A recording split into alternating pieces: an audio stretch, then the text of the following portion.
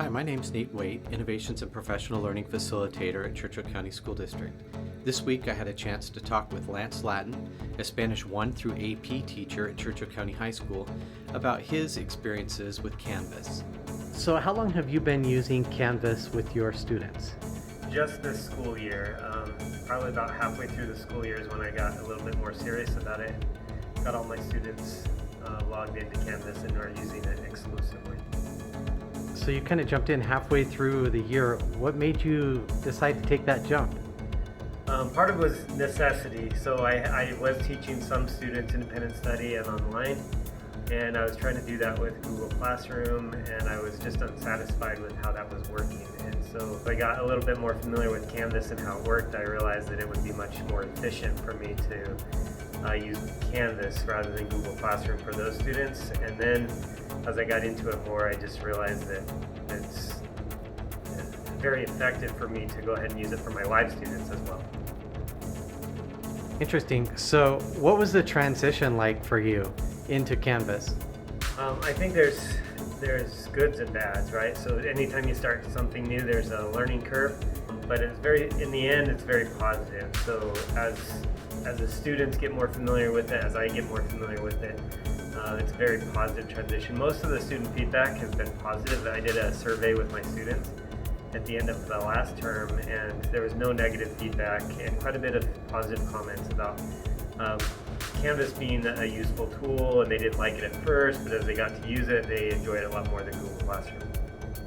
So you're definitely involved now. So what are your plans? Where do you go from here?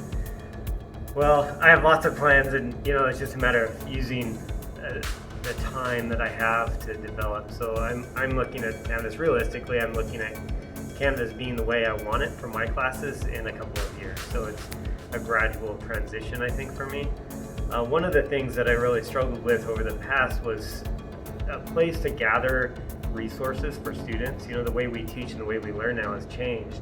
And so we need a place where students can access information. I've been trying to build a website for about 5 years, that has different resources for different types of things, whether it's vocabulary or grammar or speaking practices, etc. But Canvas kind of allows me to integrate the resources that I've been gathering and using with students and put it into a more organized format in modules so that students can access additional resources. And so I have them, quite frankly, I have those resources for a certain topic in one centralized location.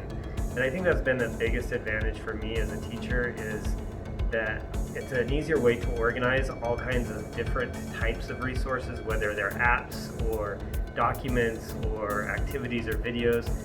You can integrate basically everything into Canvas and have one central location for every type of communication, every type of assignment, every type of video and recording and activity. So that's been probably the biggest advantage. It's just having a centralized tool that can adapt to all the other tools and bring them all together in one management system. Cool. So as you've developed, you're doing a great job. How did you find the help you needed along this path? There are quite a lot of resources. Within Canvas itself, there are tutorials and stuff, but quite honestly, oftentimes I just Google it and find a YouTube video, and there's, probably millions of people are using Canvas, and thousands of people are trying to help other people who use Canvas. So oftentimes I'll just Google the problem I have and come up with a YouTube video, and I'll watch it and figure it out. Awesome. Thanks for your time. So just one more question. How has Canvas helped you in your collaborations with other professionals?